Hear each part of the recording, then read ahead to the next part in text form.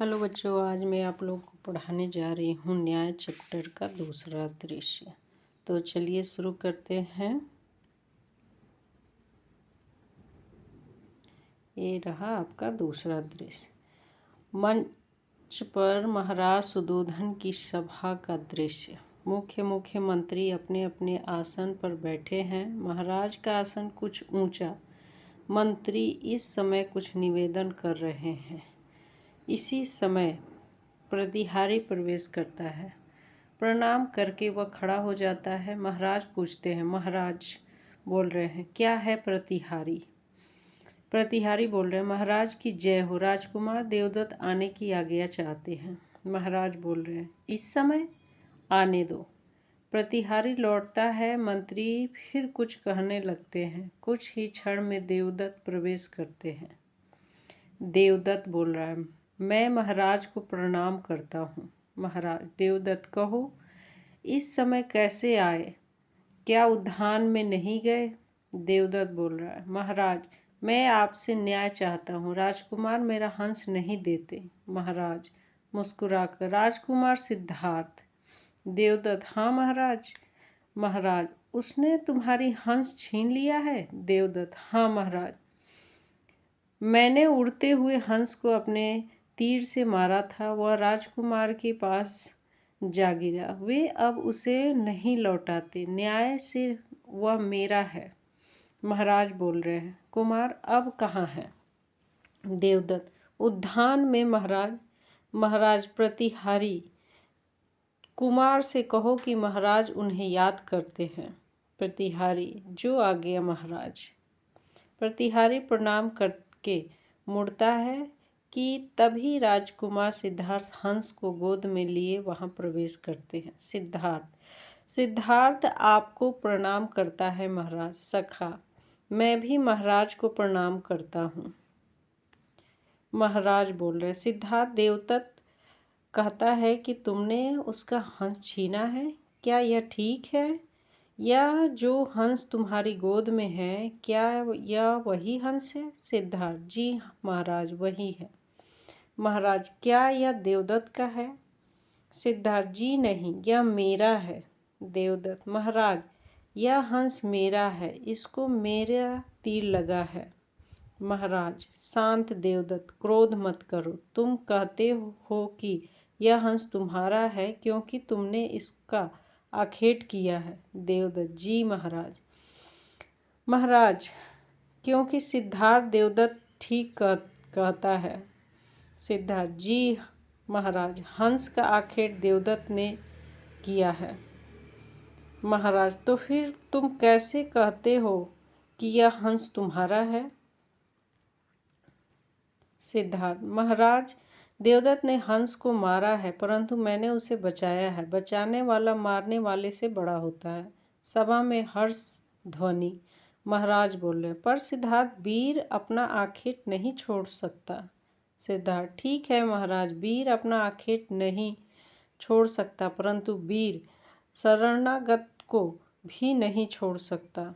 हंस मेरी शरण में आ चुका है, मैं उसे नहीं लौटाऊंगा। सभा में फिर हर्ष उमड़ता है। राजकुमार शांत मन से हंस को सहलाते रहते हैं। महाराज की आंखों में स्नेहपूर्वक गर्व है। देवदत्त तिलमिलाता है। देवदत्त, महाराज मैंने पहले हंस को मारा है, इसलिए वह मेरा है। सिद्धार्थ, पहले मारा था तभी तो वह मेरी शरण में आया है, बिना मारे वह मेरी शरण में कैसे आता? सब लोग स्तंभित होकर एक दूसरे की ओर देखते हैं। महाराज, मंत्री जी, समस्या जटिल है, आप कुछ रास्ता सुझा सकते हैं? मंत्री बोल रहे हैं, महाराज समस्या बड़ी आसान है, मुझे आज्ञा दे तो मैं अभी इसका निर्णय कर देता हूँ। महाराज हर्षित होकर, नेकी और पूछ पूछ। मंत्री जी, यही तो हम चाहते हैं। मंत्री बोल रहे हैं, तो अभी देखिए महाराज मुड़कर, कुमार देवदत्त, तुम कहते हो कि हंस तुम्हारा है? देवदत्त, जी हाँ, हंस मेरा है, मैंने उसे तीर मारकर गिराया है। मंत्री, ठीक है। राजकुमार सिद्धार्थ, तुम कहते हो कि हंस तुम्हारा है? सिद्धार्थ, जी मंत्री जी, मैंने उसे बचाया है। मंत्री, ठीक है। राजकुमार, तुम हंस को यहाँ इस आसन पर बैठा दो। सिद्धार्थ, जी बैठाता हूँ। राजकुमार आगे बढ़कर हंस को आसन पर बैठा देते हैं। हंस फड़फड़ाता है। राजकुमार उसे पुचकारते हैं। सिद्धार्थ, डरो नहीं मित्र, तुम्हें कोई कुछ नहीं करेगा, मैं यहीं हूँ।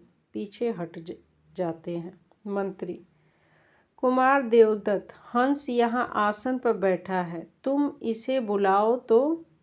सभा अचरज से भरकर देवदत्त को देखती है। वह आगे बढ़कर हंस को पुचकारता है। देवदत्त पुचकार कर, आओ मेरे पास आओ। पंछी डरकर फड़फड़ाता और चीखता है।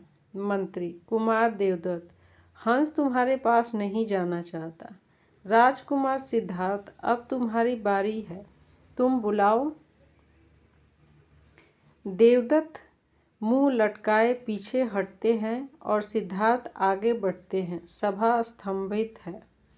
सिद्धार्थ प्यार से, आओ मित्र, मेरी गोद में आ जाओ। सिद्धार्थ के कंठ से स्नेहपूर्वक शब्द निकलते ही हंस एकदम उड़कर उनकी गोद में आ चिपकता है।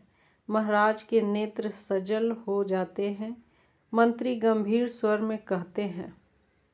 मंत्री बोल रहे हैं, देखिए महाराज, पक्षी ने अपने आप इस प्रश्न का निर्णय कर दिया है। वह राजकुमार सिद्धार्थ के पास रहना चाहता है। वह उन्हीं को मिले।